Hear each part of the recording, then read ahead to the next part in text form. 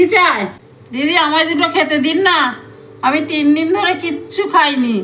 পেটে ছুঁচো ইঁদুরে আমার নাড়ি ভুড়ি সব খিদে চটে খেয়ে নিল। আচ্ছা আচ্ছা বসো, দিচ্ছি।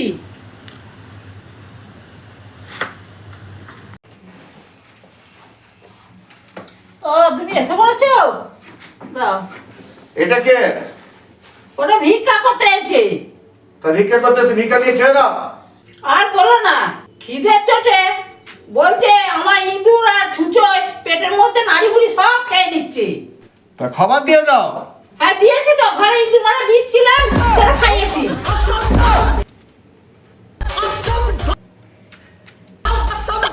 এ কি করেছো?